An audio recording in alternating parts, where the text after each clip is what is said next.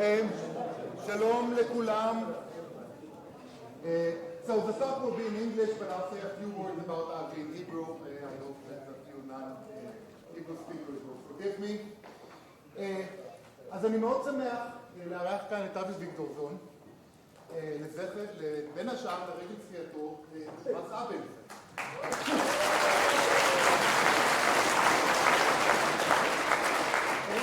הז'אנר הזה, ומין ז'אנר של הילד המקומי שהצליח כל כך יפה בעולם הגדול, ואבי אני חושב מקומי כאן מכמה בחינות.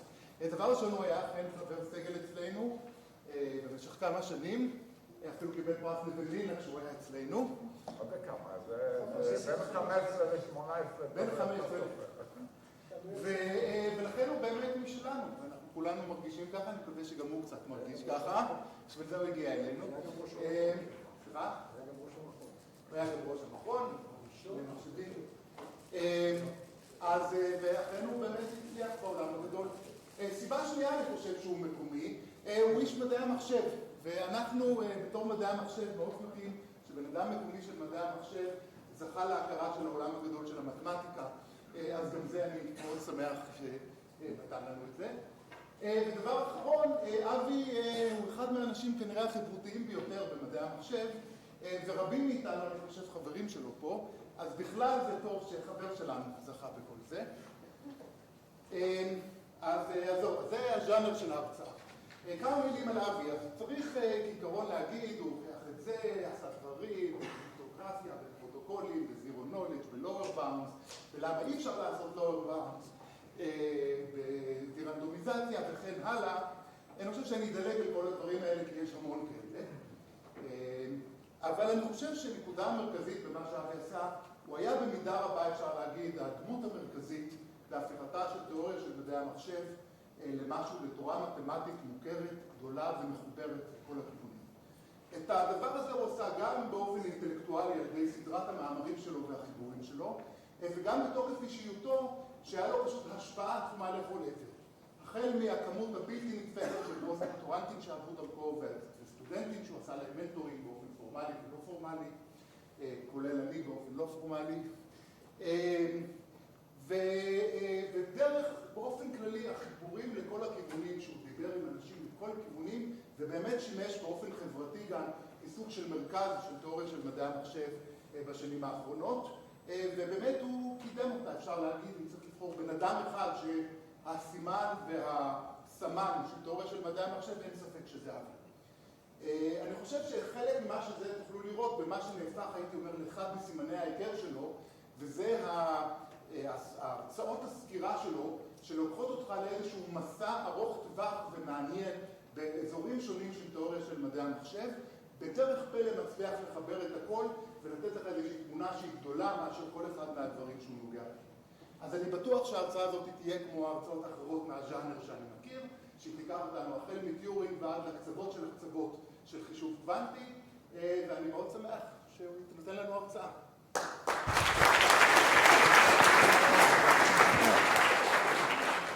טוב, תודה רבה. שומעים? שכחתי, אנא לבשו מסכות לפי הוראות משרד הבריאות. וטלפונים לפי הוראות של רועי. טוב. אני אשאיר את זה כי תשמעו אותי, אבל אני חושב שזה גם לפי ההוראות, מה שהבנתי. טוב, אני נורא שמח להיות פה, וכמובן כל מה שנועם אמר על זה שאני חלק מהמקום הזה, זה ברור ומובן מאליו.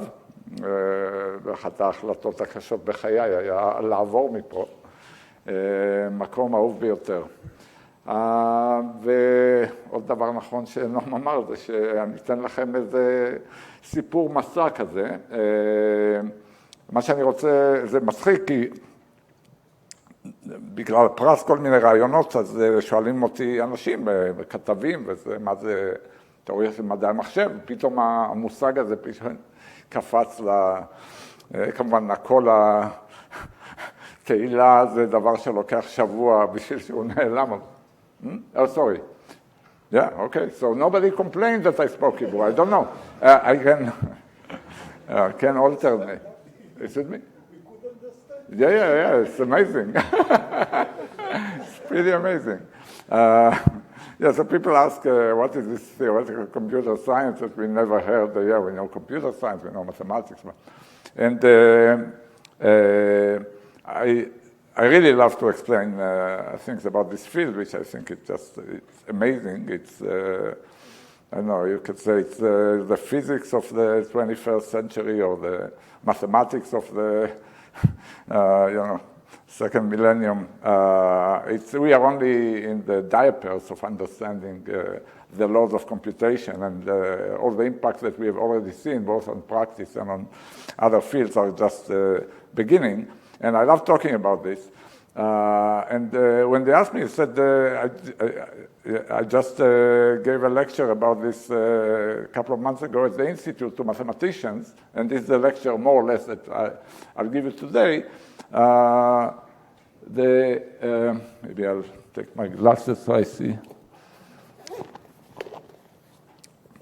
I'll just stand here and you'll see my face.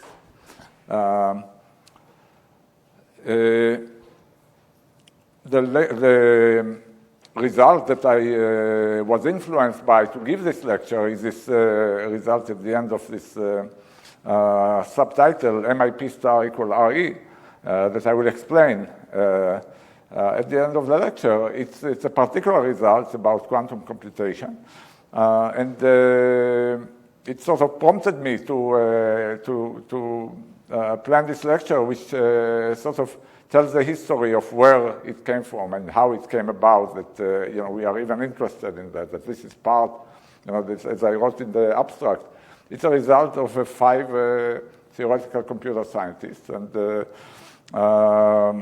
it's not clear why they were interested, how this model came about, whatever it is, and so on. So I'm going to tell you about all of this. So, and really the bottom of the story is proofs. So I'll talk a lot about proofs, and this is just my favorite proof system.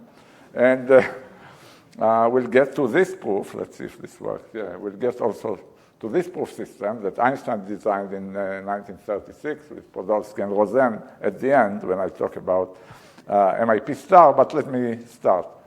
So here's the plan of the talk. I really want to, like the title says, I want to talk about the value of errors in proofs and its impact on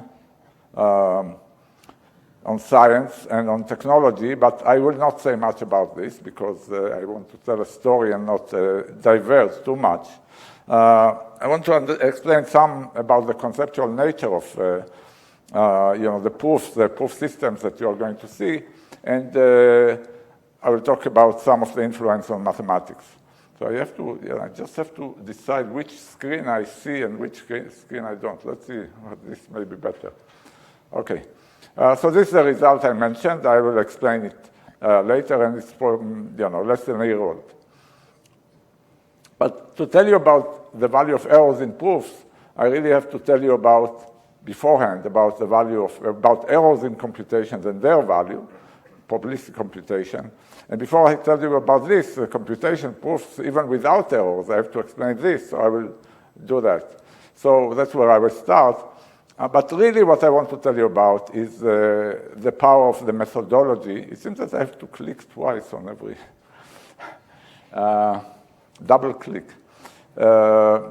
I really want to tell you about the methodology of our field, of the theory of computation, and how this journey we are going to take through proof systems is really, I wouldn't say forced by the methodology. Who knows what comes out? We keep being surprised by amazing results in this area. But I do want to emphasize the importance of modeling which includes the algorithmic efficiency of whatever entities take place, of classifying problems in families according to their computational complexity, and so on. We'll see a lot of this throughout the talk, and this is, I would say, what created this evolution, and this is just one story. If you want to hear more stories, then you can look at my book, which if you really love the design that I am very proud of, you can buy it, but otherwise it's free online on my website, so you don't have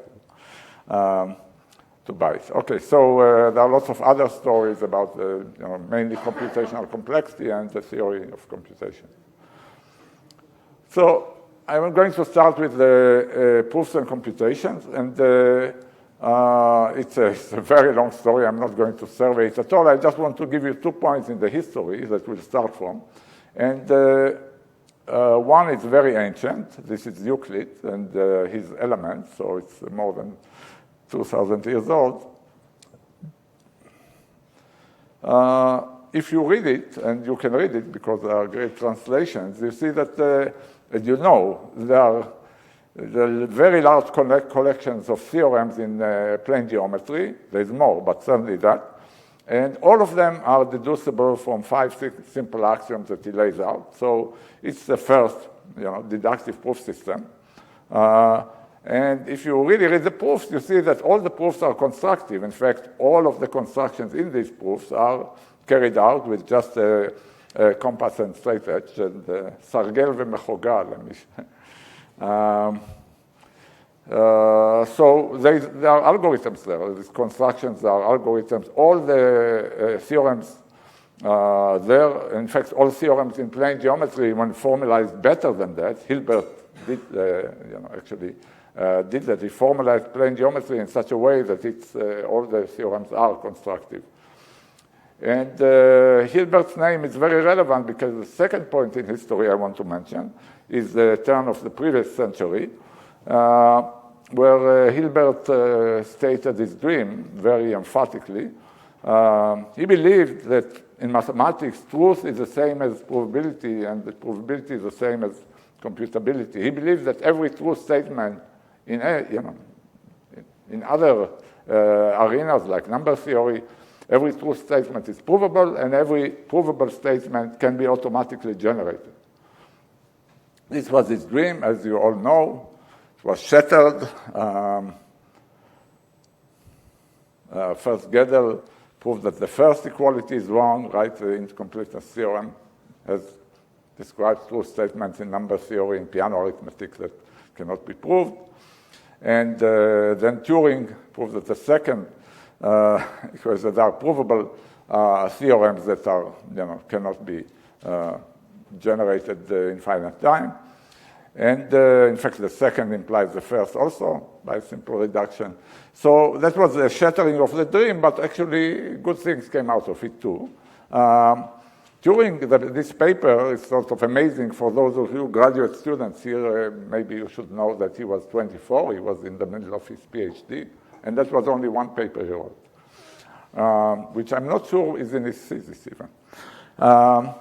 So there were several consequences. One sort of, I'm not going to talk about this minor thing, that it started the computer revolution that we all live. But I want to talk about how he did it, and he defined what algorithms are, what Hilbert and everybody else working on trying to understand what computability is. He defined it formally, that's his Turing machines. And I want to, this will be important for the rest of the talks, I want to stress, I'm going to deal, we talk about algorithms for what? Here algorithms are going to be just for decision problems, okay? So a decision problem is described by a set S. The S can be a set of objects, can be numbers, strings, graphs, whatever, in some universe. And the kind of question you ask yourself, I give you an element, an object, is it in this set? These are the type of problems. Every set has its own problem. And you should also think of this as a claim, maybe X is in S, that somebody may want to prove or may want to be convinced of. Okay. So we have such sets S, and there are two classes that you can define of sets, and Turing didn't call them this way. Maybe they were called R and RE before, but anyway, R recursive is the sets computable by finite algorithms, and RE, recursively enumerable, are the sets that are provable to finite algorithms. And these two sets, this is a sort of beginning of the story, Turing proved are different, right? There are statements that are provable to finite algorithms which are not computable by finite algorithms, and he gave this example, which is the halting problem that I'm sure you all know and learn. My friend Christos Papadimitriou likes to say about computer science that the field was born already conscious of its limitations. Namely, you cannot debug programs, basically. That's what says. That was the birth of computer science. Anyway, we understood a lot since then. There are many other problems like that in mathematics, in modeling of biology and physics. There are problems that are uncomputable. But we also learned that, also computable problems does not mean that we can solve them, right? They may take too long, or we will never see the results. So that was the birth around the 60s of computational complexity theory. And the analogs of these two sets are the familiar P, which is so you just replace finite algorithms by efficient algorithms. Algorithms, I mean, in this audience, everybody knows, but anyway, you want results in your lifetime. So sets computable by efficient algorithms and sets provable by efficient algorithms. And here, to date, we don't know the answer to this question, whether P equals NP or not. And in some sense, the whole story from now on is part of trying to understand this, because this is really the question of what efficient computation can do. What can we ever do with algorithms that are, will give us results with reasonable resources? Okay, so that's what we are trying to understand. For this lecture, efficient will mean polynomial time in the size of the input, size of the data. But of course, every variant you can imagine was, or not every variant, lots of variants were studied where it's different amounts of time or different amounts of other resources like communication or space or parallelism and so on. I'm not going to go into this. For this talk, efficient, I mean polynomial time. Okay. By the way, ask questions if something is unclear, right? I mean, I hope everybody is free to do so. Okay, so the first thing I want to do is, so I defined the NP as sets provable to efficient algorithms. I want to talk about proofs now. Just to give lots of examples of various types of things we want to prove and proof systems. And in the back of your mind, you should think that this is not just in math, but we want to understand what is true, what is convincing, what is whether it's in real life or elsewhere. How do we think about proofs? In some sense, the contribution of this field was to take this classical notion of proof and enlarge it in all directions. So we'll see lots of examples of this. But let's start with the classical story. And again, the statements we are trying to prove are, some object is in a set. This is some, and somebody is interested in that. Let's say it's supposedly King Arthur. That's from Babai's paper on proof systems. But anyway, it's Arthur and Merlin are the heroes of his story, so I use this. A verifier, somebody who wants to be convinced or wants to check this truth of this claim. And you should think of the verifier always as someone who is eager to know the answer, but limited, cannot maybe do it by himself. And on the other side of a proof system, there is a prover who's going to help the verifier by supplying an argument. And this prover, it's important that while infinitely clever and maybe know everything that there is to know, it has infinite computing time, cannot be trusted. I mean, if the prover can be trusted, we don't need anything. He says, yes, X is an S, and then we are done. Okay, so that's the setting, and this is the parties in all proof systems. Okay, so I want to start with something sort of really taken away from mathematics, just another example that proofs and convincing arguments exist for all sorts of things. This is just, which glass has a larger volume, so the claims here are, input is a pair, and the claim is, let's say, that the left is larger than the right. And there is a very simple verification process that I'm sure, you all know or could imagine. You fill one with water all the way to the rim, and you pour it to the right, and then you see what happens. If it spills, then the left is bigger. If not, then... Okay, so what point do I want to make about this proof system? It certainly this is a description of an algorithm, some procedure, well-defined procedures, tells you what to do. And of course, this algorithm is general. It doesn't work just for this pair of glasses. It works for basically all pairs of glasses. Of course, we know, everybody who programs knows to check that the input satisfies the sum. Like the rim has to be flat. Okay, and then, proof systems produces theorems. Theorems in this case will be just pairs where the left is bigger than the right. Every proof system produces the true statements are theorems. They are provable in the system.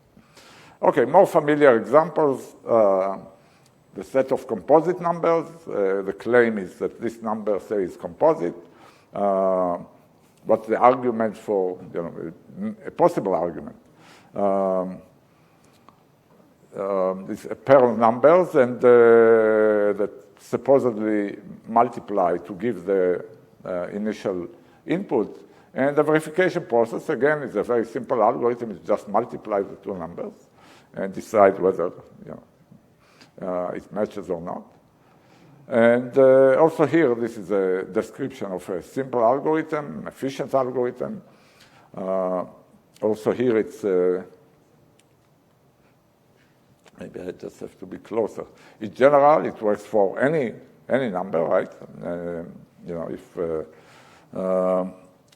Whenever it checks, then it's a proof of compositeness. Set of theorems in this proof system are the set of composite numbers. And notice that here, this argument may be difficult to find. In fact, cryptography today still rests mainly on the assumption that this is hard to factor integers. So in a proof system, you don't care. Like I said, the prover is all powerful. We don't really care that an argument is hard to find. For a proof system, all we need to know is that the verification is an efficient procedure. By the way, things to think about, there are many. Whenever you see proof systems, one is there a different type of proof systems for compositeness? Or the complementary set, the prime numbers.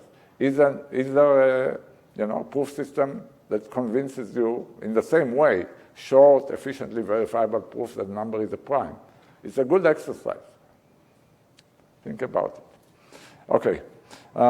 Here's another one, Sudoku Solving. A claim is that this particular Sudoku puzzle is solvable. There's a very simple argument that you can give. You fill it with the missing numbers. And again, if you don't trust the prover, you check. You check the rules of Sudoku, basically, and decide that it matches the inputs. And it decides to accept and reject, and it has the same properties as before. I'm repeating it because we'll just generalize it. It's an efficient procedure. This has a set of theorems. It's general, not just it works for all these Sudoku puzzles, it works for all sizes, right? I mean, we have an infinite, potentially infinite number of puzzles. You can have n by n Sudoku puzzles. By the way, if I just wonder what your intuition, if I offered you to win $100 for one of two puzzles, solve a Sudoku puzzle or factor some integers, let's say a 1,000-bit integer or a 1,000 by 1,000 Sudoku puzzle, which would you take? Which is cheaper? Which would you prefer to do? Yeah, which would you prefer to do? What? Sudoku. Anybody else? Anyway, why don't we show who thinks that Sudoku is an easier problem? It's a function of faith. Yeah. How do you choose the inputs? That's the question. Are you an adversary or? Worst case, let's say. Worst case. Yeah, just wonder. Yeah. So for those who don't know, for those who don't know, it's not related to what. which was a story. But Sudoku is at least as hard as factoring. There is a very simple procedure that will translate any integer to a Sudoku puzzle of similar size, so that if you solve the Sudoku puzzle, you factor the, maybe you didn't know. Sudoku is NP-complete. Anyway, that's a side story. Most people say Sudoku is easier or not. It's okay. I mentioned one deductive proof system in the beginning, Euclid's plane geometry, but there are many, and another one is for number theory, for example, it's piano arithmetic. It's a deductive system. You manipulate other objects, not points in the plane, but formulas or expressions. There's a set of axioms like there that you all know or can imagine. There are the deduction rules. When can you infer that a statement is true from previously known true statements, like the small exponents. And then an argument is just a sequence of formulas, right? And you just verify when you want to check that it's true. Let's say it's an argument for some claim C. Well, you want the last statement to be C. You want that each formula in the sequence is one of the axioms, or follows from previous ones by the deduction rule. So again, just a deductive proof system. The standard types are many. The set of theorems now, it's contains things you know. There are infinitely many primes, Fermat's last theorem, and others. And logic books are full of proof systems of all types. So that's another proof system. So by now, maybe I should put my... So I was given 70 minutes, so let's see how I'm doing. There are many such proof systems, and now we want to take this collection and generalize. So again, questions, anybody? Okay. What is common to all of them? There are two properties we always want our proof systems to have: that true claims should have proofs and false claims should not have proofs, right? And the third, I insisted again and again, and I'm going to insist more, and this is something that's not in logic books. It's not in logic books. There are always examples of of proof systems, but this insistence is, a complexity theoretical, birth, is this insistence that verification of a proof must be simple and efficient procedure, okay? In fact, if you think about it, it's sort of obvious. How would you get convinced if you have no time to check a proof, or you have no way to understand the argument given to you? So it's sort of elementary and basic, but it's very important that we stress it, and I'll formalize it a bit even more in the next slide. And again, for this talk, I'm going to talk about efficient being polynomial time in the length of the claim, but there are variants of this. So I want to tell you the complexity theoretic view of this, informal statements, and well, it will still be informal, but more formal, is the following. This is in a paper of Cook and Retow from 1979. They said, let's define all proof systems. So as I said before, we are trying to classify, and we'll see what we get. So first of all, a proof system is an algorithm. It's identified with an algorithm. It's really important that now, an algorithm defines a proof system. It's an algorithm V that takes two arguments. One is a placeholder for a claim, and the other is a placeholder for an argument. And it satisfies these two conditions we talked about. If the claim is true, then some argument is convincing, causes the verifier to accept. Soundness, well, this is a happy case, right? This is the case where we call the claim a theorem and the argument a proof. Soundness, if the claim is false, then the verifier rejects every argument. You cannot fool the verifier. And then, what are the set of theorems defined in the first line, completeness? This is a set of provable claims in the system. That's the theorems of the system, and we've seen lots of examples. And if you take the collection of all these sets, T sub v for all polynomial time verifiers, then you get the class NP. That's one definition of the class NP. It's equivalent. They prove it in this paper, but the proof is sort of one line. It basically follows from the definition. Okay? So you don't normally define NP like that, but that's, you can see that that's equivalent to the normal proof. So we have NP. And if you think, so, all the solvable Sudoku puzzles, all the composite numbers, it turns out that also all the prime numbers are in NP and so on. And it's a superset of the set P in which you again have a verifier. It's a proof system in which the verifier just looks at the first argument and in polynomial time decides. So clearly, P is a subset of NP, and we are wondering whether everything provable is everything computable without the help of an argument. So that's a question we don't know how to answer. So this is a summary of the classical situation. Proof systems are basically sets in NP. NP contains all the collection of all proof systems we care about, proof systems for statements we believe we will ever be convinced of. Okay, so questions about, so this is the end of the classical, and now it starts going to errors, and then probabilistic, and then to quantum, and so on. Okay.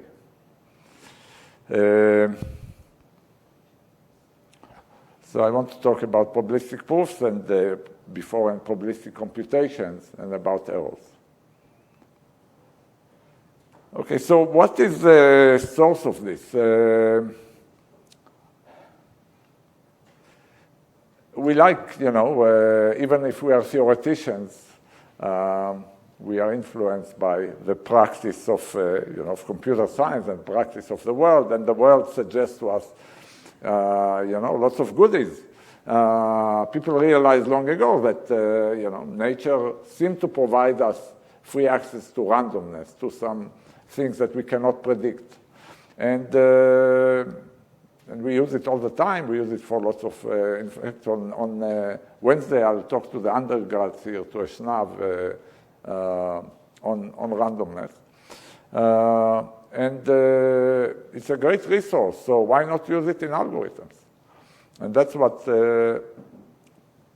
people did. That's how they extended the notion of an efficient algorithm. I just want to put the definition down, so to contrast it with a deterministic algorithm. Deterministic algorithm, just follows the rules deterministically. So if it computes some function, what we mean is that for every input, the algorithm A outputs exactly what the function value is always. And in contrast, if it's a probabilistic algorithm, of course, if it uses randomness, then the outcome is a random variable. B of x is a random variable. And what we demand, we call it an honest probabilistic algorithm if it computes a function with high probability. High probability is anything bigger than a half, let's say bigger than 2/3. The value of having something strictly above a half is that in the same sense as a deterministic algorithm, probabilistic algorithm defines the function, right? There's only one value that can be bigger than a half.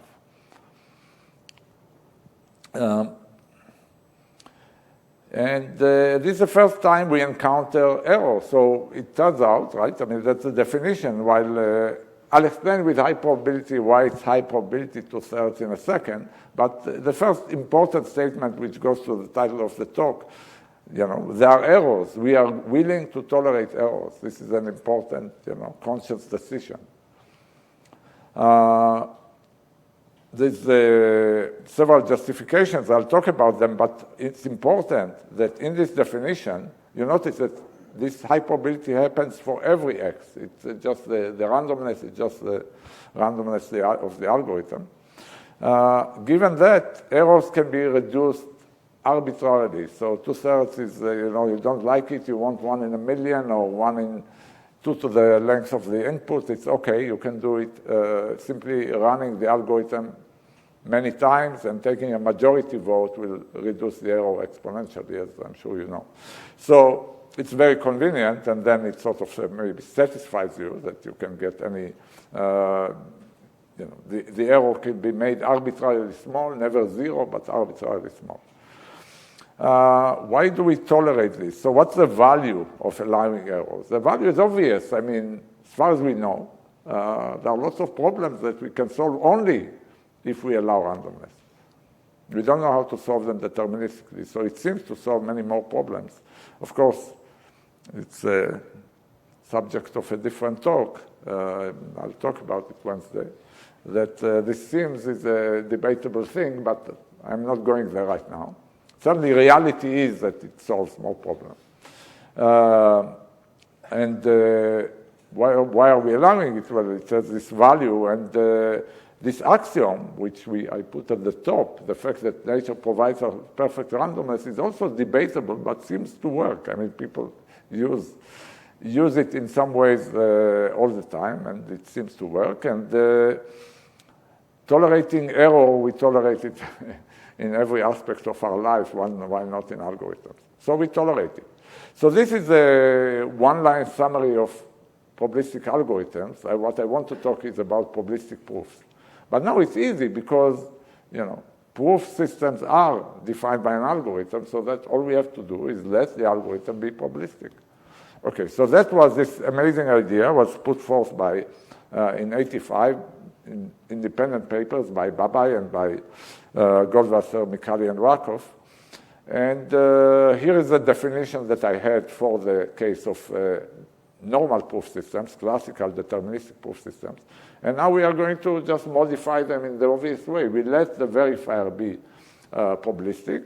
And then, again, the outcome is a random variable on every claim and argument. So we want, let's say, that on true claims with a good argument, it accepts always. And if the claim is false, it will reject it. You reject every argument for it with very high probability. Again, you can say 2/3, you can make it as high as you want by repetition in the same way as before. Okay, so that's the claim. And now we have a new collection of proof systems. And so we have a new collection of, right, or maybe I should say, like we allowed errors in algorithms, we now allow errors in proofs. And it seems like, I did it sort of syntactically in the same way as in the previous slide. But I think that sort of psychologically, it's a major step. I think proof in mathematics is taken to be somewhat of a sacred object, right? I mean, what is this error in proof? I mean, this is the thing which we are trying to avoid when we are proving things, right? The whole idea of allowing errors in proofs, I think, is an extremely bold one for that reason. Were proofs for primality? It was not proofs, it was algorithms. But they gave proof that a certain number is prime with some... It's an algorithm that tells you that it's computes a function. The function is primality, right? Yeah, it's it's not a proof system. It's also, I mean, everything, it's like saying that P is also in NP. But it was an algorithm that computes a function, primality. But there was a notion that you can prove with error the fact that... You can say it, but it's, it's sort of the trivial, it's just like P and NP. If you compute something, you also prove that what you computed is true. So but P, I think of as computational algorithms. It's true that you can ask whether you get a certificate with this from a probabilistic algorithm. That's a good question and more relevant to provability. But it's not the probabilistic algorithm, for example, did not, the original one, Rabin and Solveig-Strasser did not provide, for example, certificates of primality. You have a high probability that this number is prime. Yeah, but you don't get a certificate for it. Yeah, so I would say it's simply a probabilistic algorithm for this function. The function tells you, I give you an integer, let's say you say yes if it's a prime, no, it's not prime. It was a probabilistic algorithm. There's no additional argument that's applied there, like in NP. You can say that it's also a proof if you want, but it's the same way that you can say that an algorithm for connectivity of a graph is a proof. It's also a proof, yeah. But it's an algorithm. There's no, I would distinguish connectivity of a graph from three coloring of a graph, right? No, I remember the lectures in the 70s where they say here is... I know that they say it, I know, but I want to make a distinction. No, you can say it. It's a conceptual idea that you can prove a mathematical statement with small error. But you don't, it was not, I understand what you're saying. I want to... It's not a proof. It's a verification with an empty proof. Yes, exactly. No. I understand that if you think about the theory that was developed in the 80s, this is not part of this theory. But still, this is a probabilistic proof. Well, it's not. Well, it's also a probabilistic proof. It's like, yeah. An earlier form of probabilistic proof. If there is something new here, maybe it should be emphasized. What was new here is that you have algorithms that allow errors. Algorithms. You can call them proofs also if you want, but they are algorithms. This was what? Here. Not here. No, this is already proof. What is new here is that these allow the additional input, which is an argument. Okay. Like you in three coloring, right? You wouldn't know what to do if I didn't give you the three coloring. There's no algorithm, not even a probabilistic algorithm that will three color a graph, right? There's none. So now we are looking at proof systems, right, in which you are also given an argument. So if I ask you, prove to me that this graph is not three-colorable, we don't know a proof system. We don't know. Now I'm asking myself, maybe you could do it if the verifier was probabilistic and allowed error. So here, what you mean by proof is analog to NP. Exactly. Not what mathematicians call proof. No, it is what mathematicians call proof. NP is exactly what mathematicians call proof. NP is what mathematicians call proof. There's an argument. I mean, no mathematician is going to take pride of, 1 + 1 = 2 as a theorem they prove, because everybody can do it by themselves. Yeah, proof is something you need to prove, or you will need to be convinced of that you cannot do yourself. This is a proof system. That's all the examples I gave are of this nature. It's trivially true that everything you can compute efficiently, you can also prove efficiently. This is true whether you are deterministic or whether you are probabilistic. But I want to talk about proof systems in which, in most cases, in most interesting cases, there is an additional, input that most people don't have access to, like when with the Poincaré conjecture. Yeah, so it's not important, but it's almost, in most proof systems, it's no loss of generality, it turns out. It's the completest part you can make without error in almost all settings. But it's not important. You can think with high probability in both. Thanks. More questions? Finally, action. Okay, more questions? Okay, good. So we have probabilistic proof systems. And you can take the set of theorems provable in these systems. It's bigger, right, because you allow more.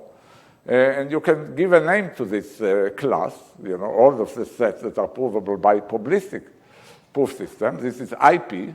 And I will explain this in the next slide, but it's not just that we have added randomness here. In fact, in both of these papers, they added another ingredient, which is interaction. Okay, so I want to talk about the interaction between the prover and the verifier. So there are two ingredients. We mentioned the randomness, and now we'll talk about the interaction. Okay, what are interactive proof systems? So to contrast with the classical one, this is NP, and we said it's deterministic, and also notice that it's sort of one-sided. The prover writes a paper, gives an argument, and then the verifier at their leisure reads it or and verifies it. In the, so we had this.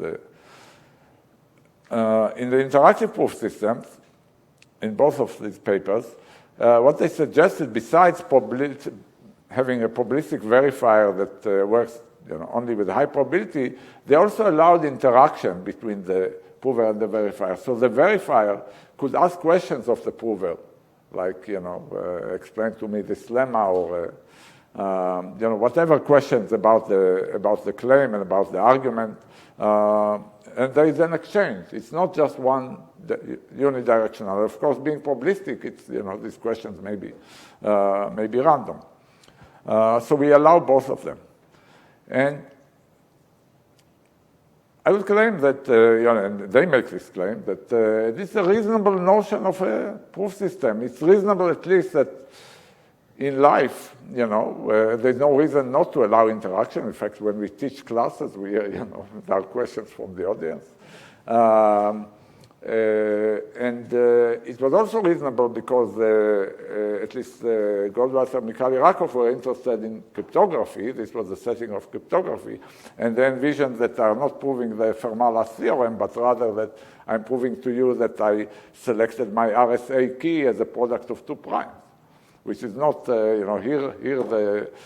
may be, willing to tolerate an error of 1 in 10 to the 10, but, and not absolute. So the type of claims were, claims about behavior in cryptographic situations. So it's a reasonable model, and now we want to study it. And I want to say that, part of the story I'll tell is an argument for this, but there are many more. It's a revolutionary scientific and mathematical notion, this probabilistic proof system. And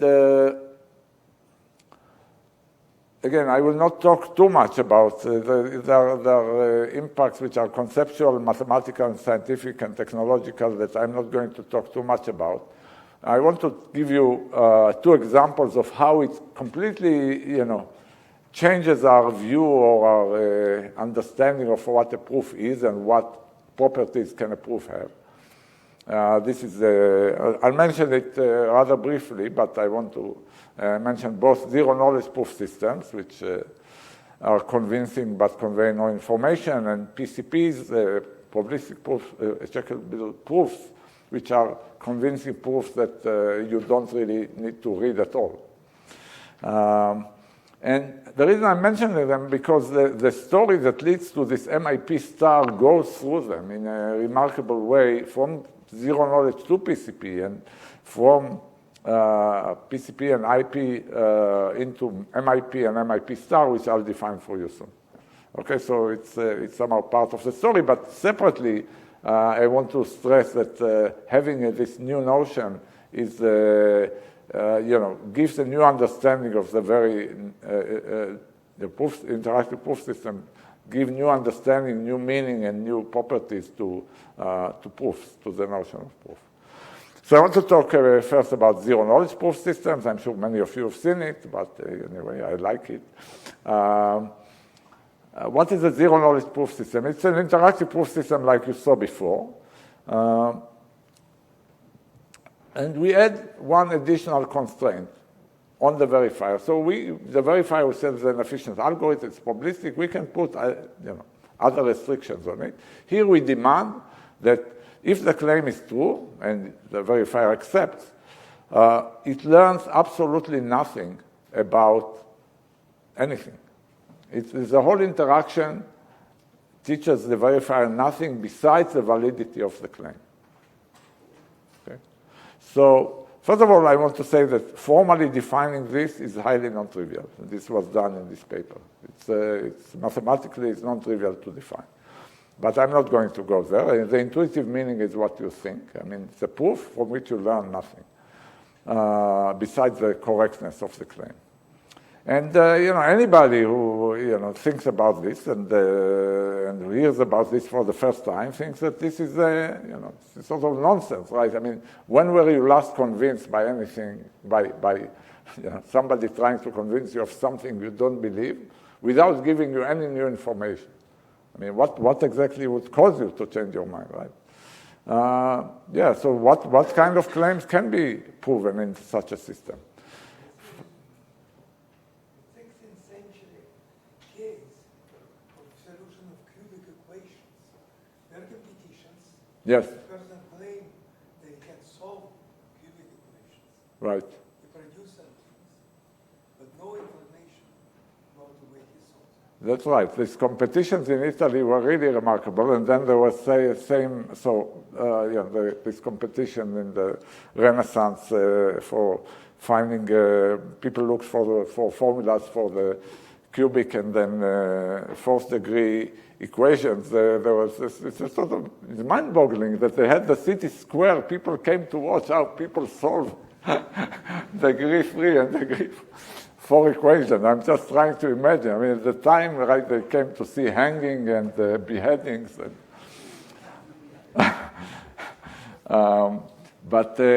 So what David is saying is that the people who developed these formulas secretly did not tell how they computed the solutions, but they didn't. I would claim that the fact that people got the value and they could check it, right? They learned something.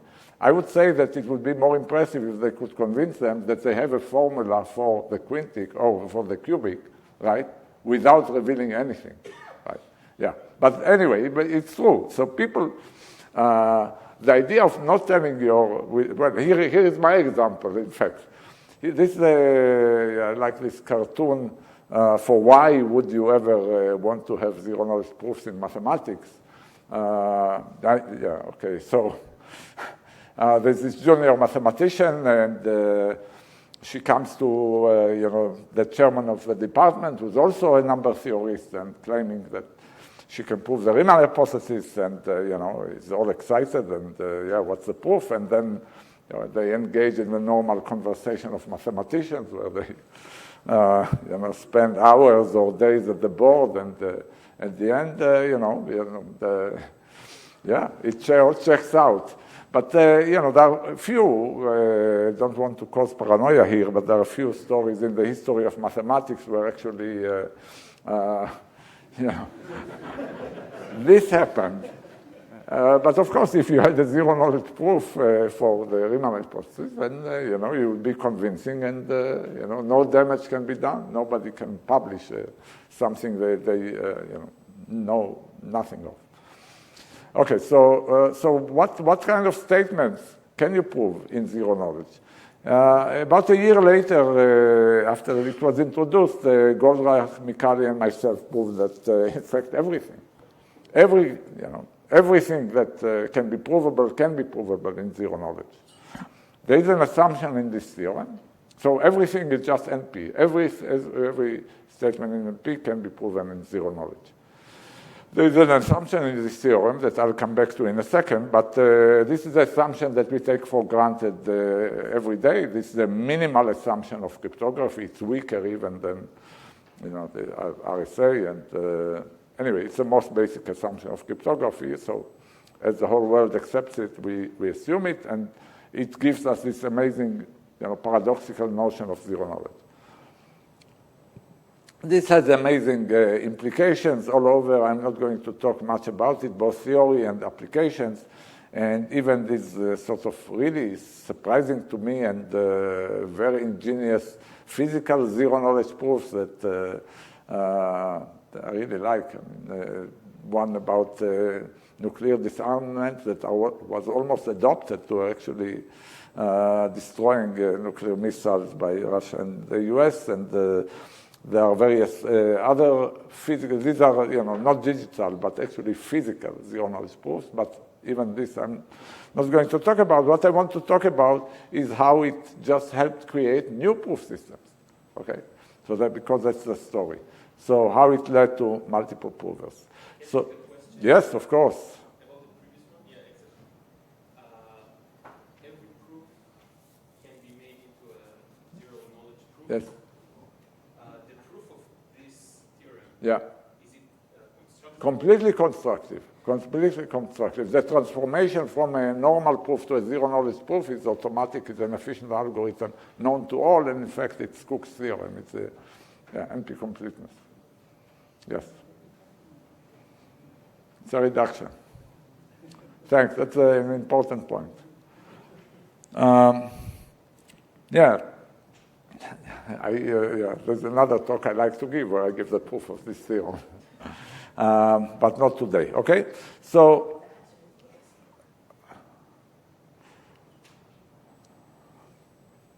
I want to go back to this assumption. So, what happened next? So, we weren't happy with this assumption. I mean, even though it's a natural assumption, it's an assumption you at least want to question it. So the question is, cryptography is used in this proof. Is it necessary? And we did investigate it, and the answer, as many questions have, is yes and no. So we can prove, I have a paper with Ostrovsky proving that it's essential. There is no way around. If you have zero-knowledge proof for a trivial theorem, something above BPP, then you need one-way functions. So the answer is yes, so there's nothing to do. But also the answer is no. So you can do without cryptography. And the way, so we were thinking about this, and the way it was done was simply by inventing a new proof system. A new proof system in which it's not necessary. So what is the proof system? This was a two-prover, or in general, many-prover proof system. So what is being generalized here? Now, instead of one prover, you have two. The story is the same. There is a claim. There's two provers. They are physically separated.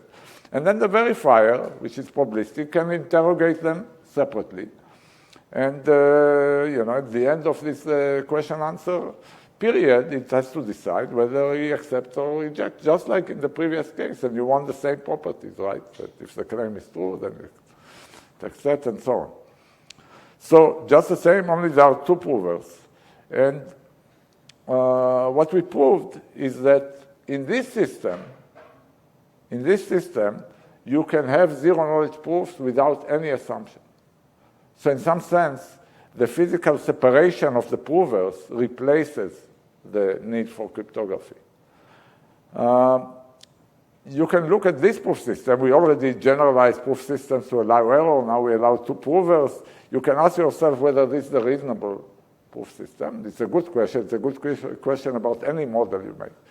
And I would say, first, one reason it's reasonable is that, the police uses it, right? I mean, when interrogating two criminals that are suspected of, and in general, the idea of trying to check consistency, which is behind, the power of this proof system, is reasonable. In fact, I don't know if Mickey is here, but Mickey Ben-Or, so this is a paper with Mickey and Shafi Goldwasser and Joe Killian. But I don't know if you take it as a proof of reasonability, but MIT, where Shafi and Joe Killian were suggested to the Hebrew University that, together they should patent this idea. They envisioned that, cryptography is not used. It's much more powerful. You don't need to trust any, factoring is hard or anything. There will be ATM machines in which you would go and convince the machine that it's you by having two slits in which you put your two cards, right? Your two ATM cards, and this will be physically separated by lead or something. Anyway, there is a pattern. And strangely enough, of course, Mickey and I told the university, don't invest a penny in it. It will never be implemented. But the university didn't take our advice, and they did patent it.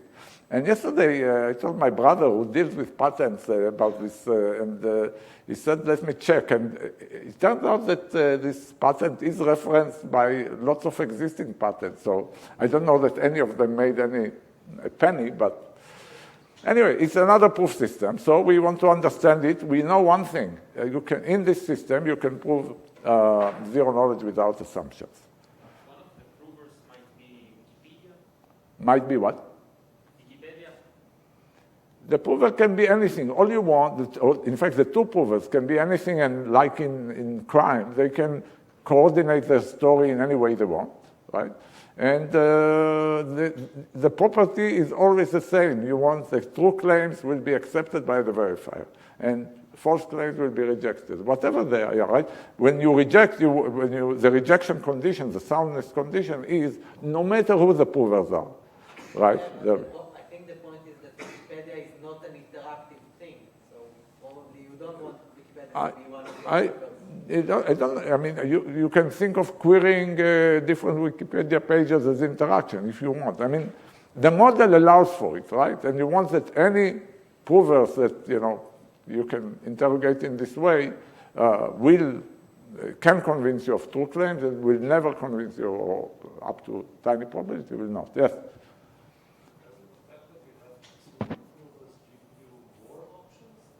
More power to prove more theorems.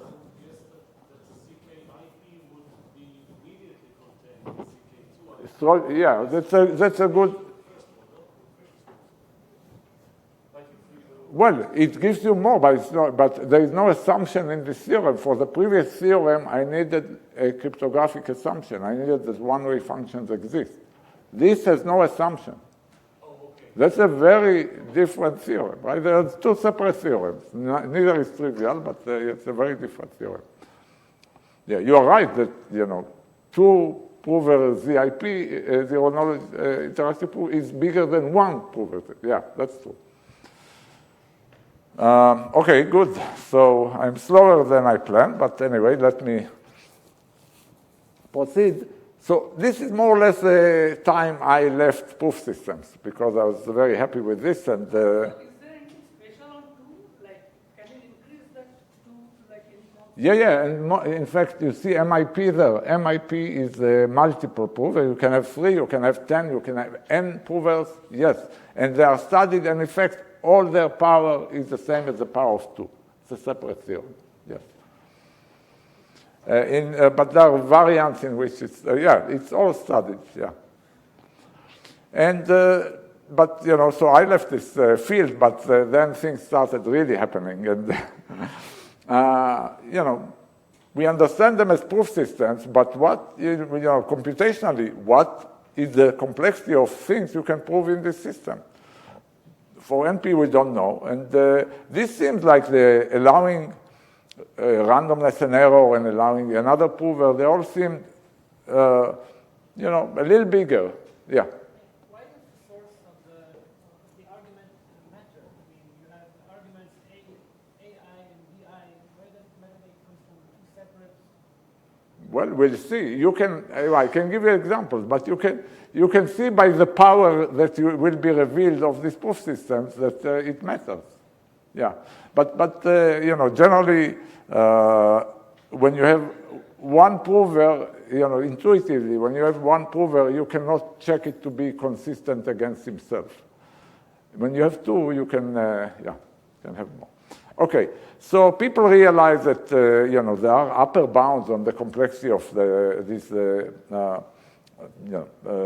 things that are provable, sets of theorems in these proof systems, that IP is in polynomial space, 2IP is in non-deterministic exponential time. You don't have to understand even all these acronyms. There are lots of acronyms in theoretical computing complexity theory. But anyway, they are way above NP. So it seems like there are strong inclusions. We had some examples of maybe something that's non-trivial, but somehow we were stuck for several years and some techniques were developed. And then an explosion happened. And Noam here is one of the architects of this. Suddenly, we understood the complexity of all these proof systems. These look like more acronyms, but in fact, all these results have conceptual meanings. So in the first IP equals P space, so these proof systems turned out to be as powerful as possible, as they could possibly be.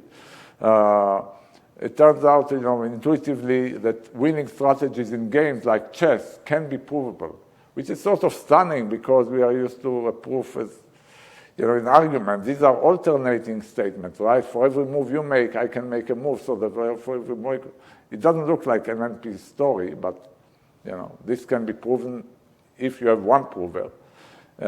With 2 provers, it turns out that even intractable problems, non-deterministic exponential time is already way above, p. There are things, NP may be equal to p, but these are intractable statements, things requiring exponential time, can be proven to a polynomial time verifier. This was a sort of a shock. And it follows from it that, that's basically what I said. And the parameter squeezing of this result is the PCP theorem that I'll tell you about now, which I'll elaborate on this in another slide. All of these results have no cryptography in them. We understand these proof systems, the power of these proofs is expressed computationally, and we know equality.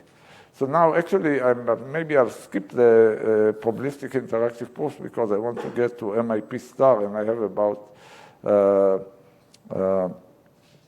10 minutes. So let me skip the PCP story. So I'll just skip it in just saying what it is. These are proof systems. This is a non-interactive proof system. It's back to sending a message in which the verifier is restricted in a very different way. The verifier is simply not reading a proof. It's just reading maybe 20 random bits of the proof, no matter how long it is. I had, just because Udi is here, I had a demonstration of what it would look like if, while I didn't hear from 10 years, probably he's working on this after he did Fermat. And those who know, the Shalit was here, was a verifier for his paper on Fermat, but it's a very long paper, right? So who knows, hundreds of pages. You'd like to verify it in, quickly. And here, verifiers are only allowed to spend a second on the proof and then decide whether to accept or reject. So like before, you may wonder whether it's useful or not. And the PCP theorem tells you, yes, every proof can be efficiently turned into a PCP proof. This is a revolutionary concept, and I'm not going to talk about it. I can answer questions at the end, but it's another amazing thing that this new proof system has revealed.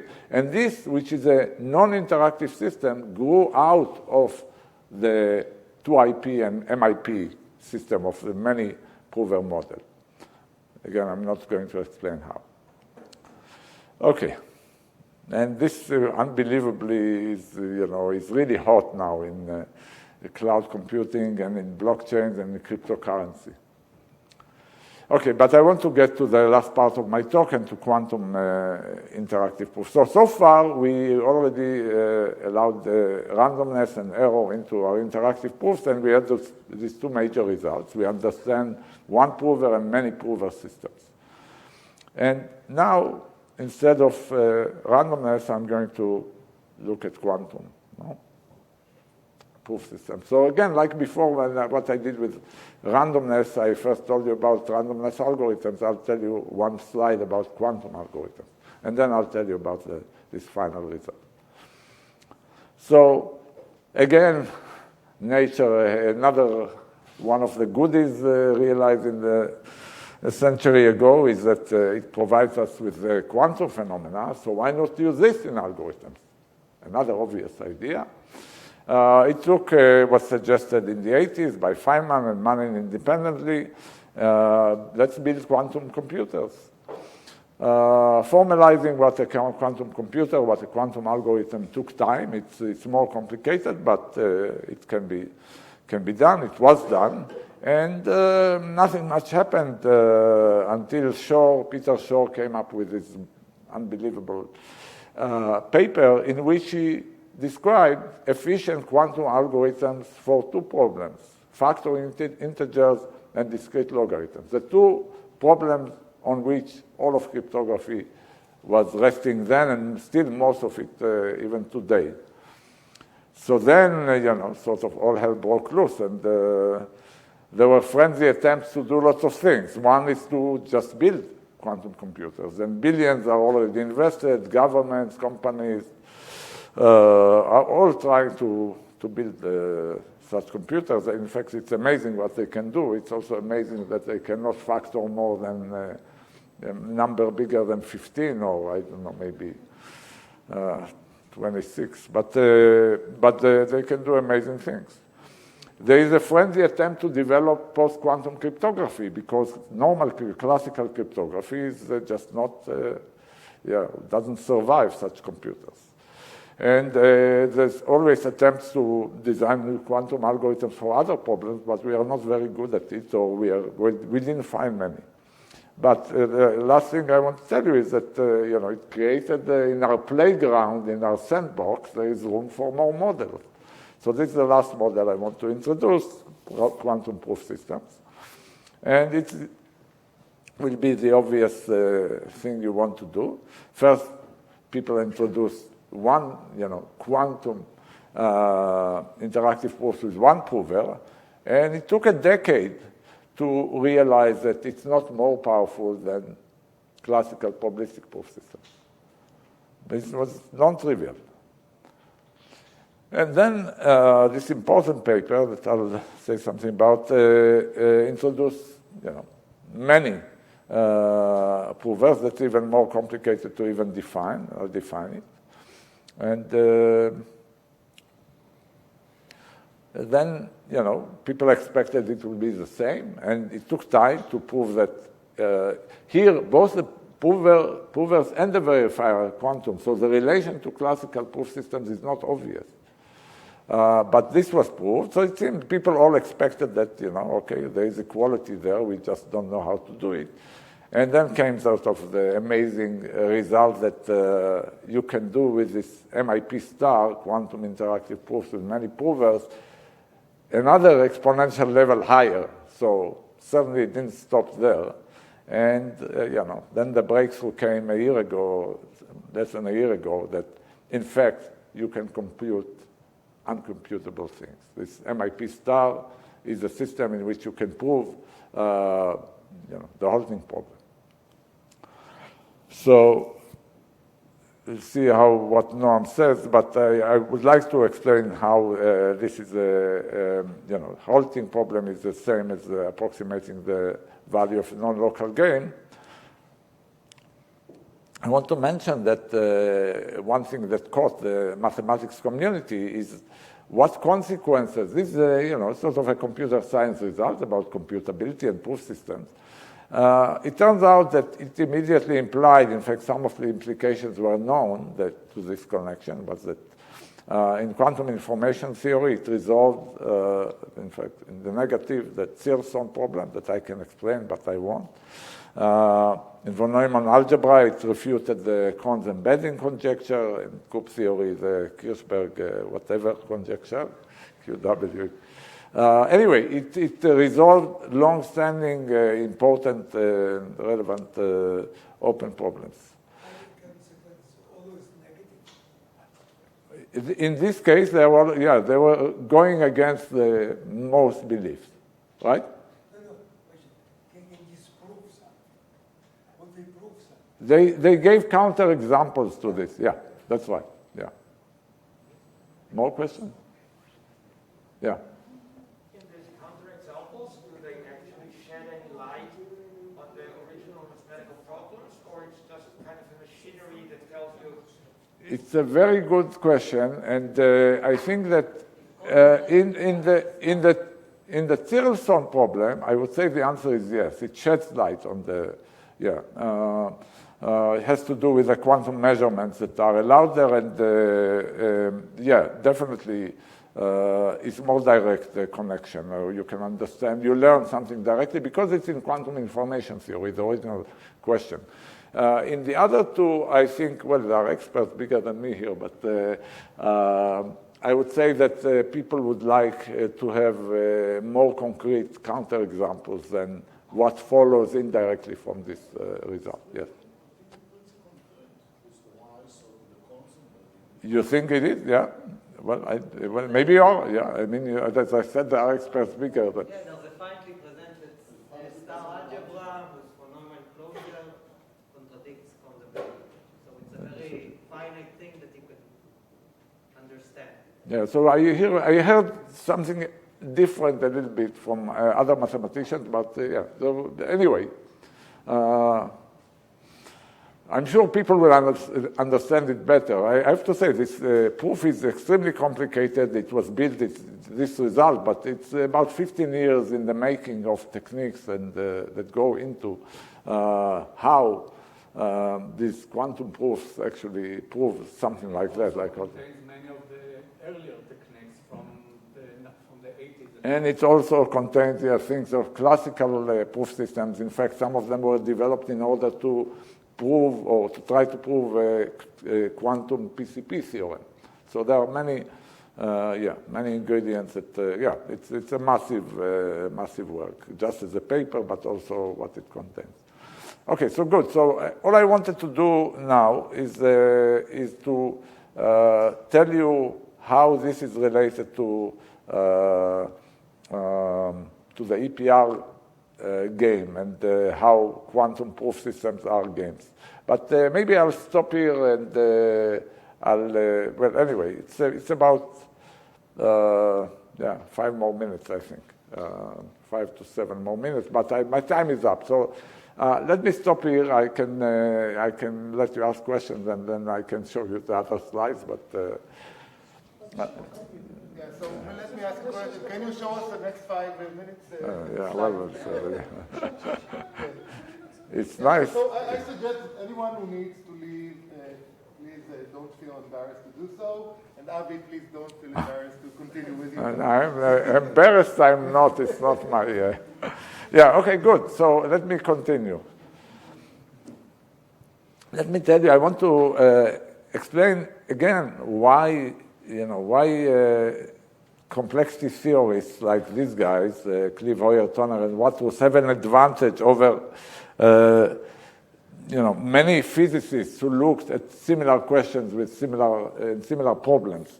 The problems they discuss in their paper when they talk about MIP star is they already understood that its connection to the EPR, Einstein-Podolsky-Rosen controversy about quantum mechanics, Bell inequalities, what entanglement means, things that were studied for decades in quantum physics.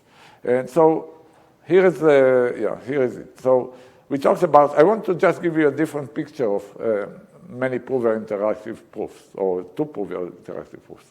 So in the case of a classical, so this is a classical case, when we study things, we also study various parameters of this system. And for example, we study how many rounds of interaction are needed in this interaction between the verifier and or how many provers are needed. And Feigenlowas proved already early on that you never need more than 2 provers, and you never need more than 1 round. In fact, you just one question, one answer to each prover are enough.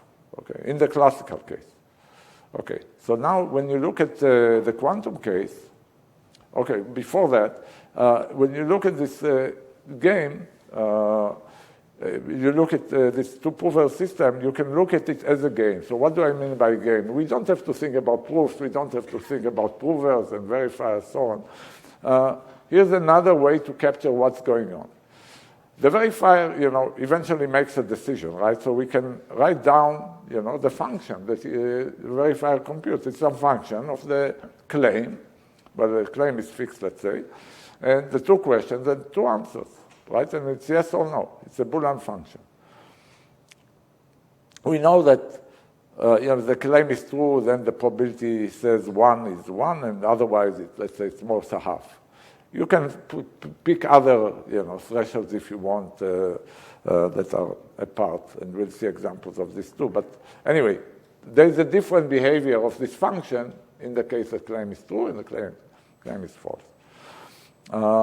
There are these questions, which are from a set of questions and answers from a set of answers, and the pair of questions to the provers is, of course, may be correlated. It's probabilistic, and it may be correlated, right? When you test consistency, it may be correlated. So you choose a pair of questions, you ask them, and then you get your answers and evaluate this predicate.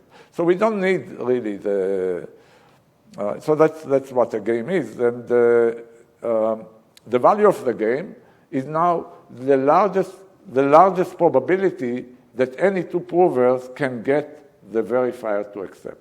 Say 1, right? Okay, this is basically what we want to distinguish. We want to say that, if the game comes from a claim that's true, then it will be 1, otherwise it will be small. Yes? So you mentioned entanglement, right?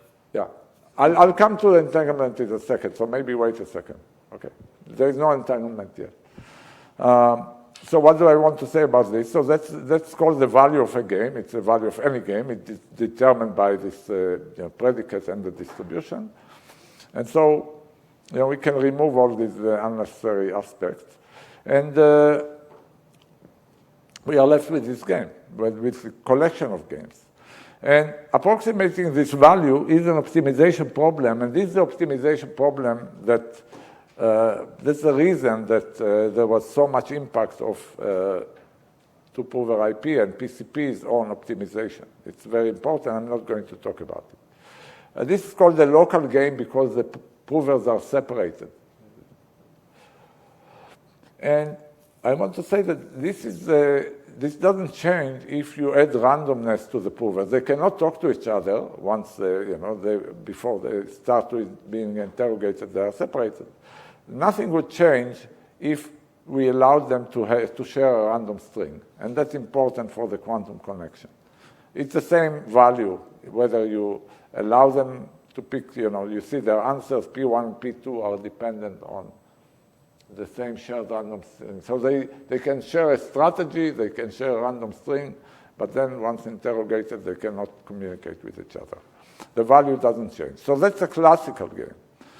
And what's a non-local game or quantum game? It's the same thing, only that now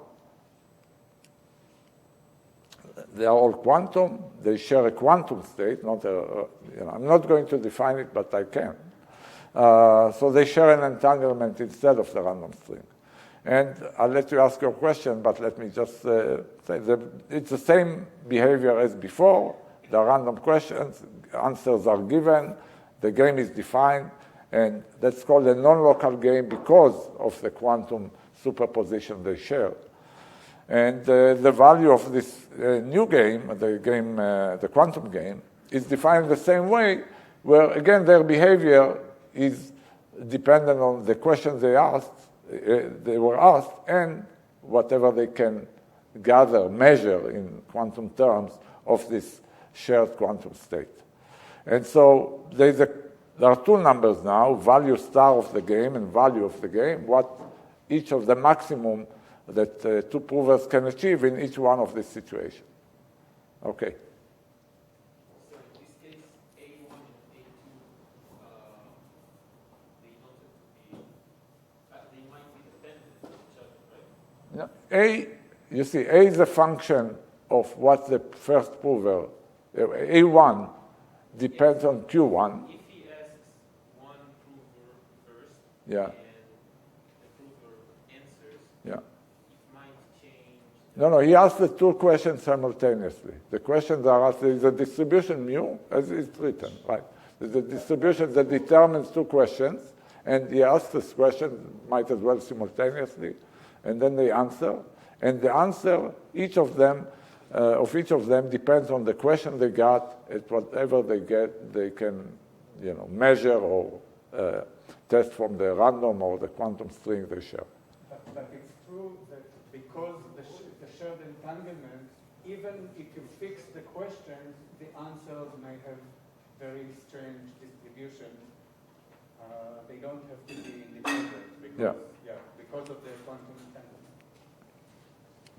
Okay, so let me get to the point. That's the last slide.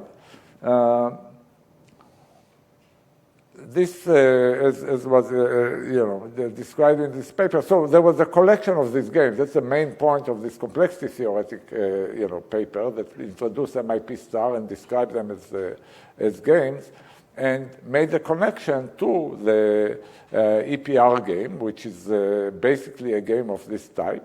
It was developed by several others, and two things. It happened more or less the same time Turing proved his RE different than our paper, and it happened at the institute where I work. Rosen was his postdoc, I think, and Podolsky was visiting. And they, basically Einstein never liked quantum mechanics, or he didn't believe it's a complete description. And they suggested a different experiment, but roughly that, and I'm sure many of you have seen it. You collide some electrons, and then photons are shot in different directions in the speed of light, and according to quantum mechanics, they are entangled. They have the same spin, let's say. And it bothered Einstein that, if you measure both of them, the spin of both of them, at a sufficiently far distance, they should give the same result, both up or both down.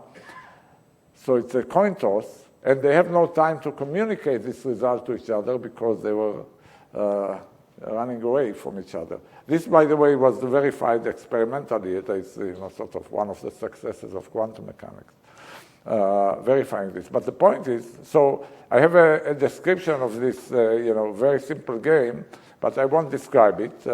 Basically, there is a game, a very concrete and simple game, and I remind you what the values are, so that the value of the classical game is 3/4, and the value of the quantum game is bigger than 3/4.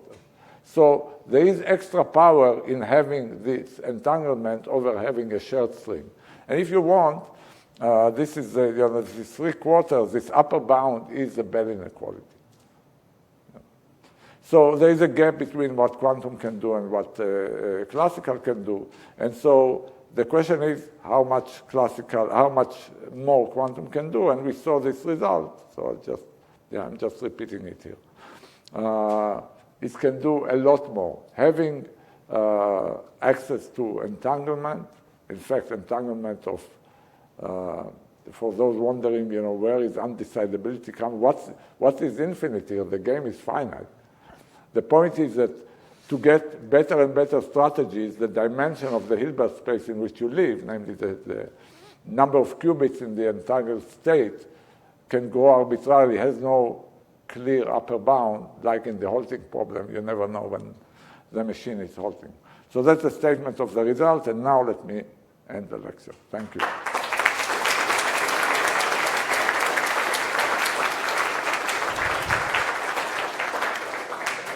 We've had a lot of interactive questions, and we got the proof for these interactive questions. So thank you very much, Avi. Thanks.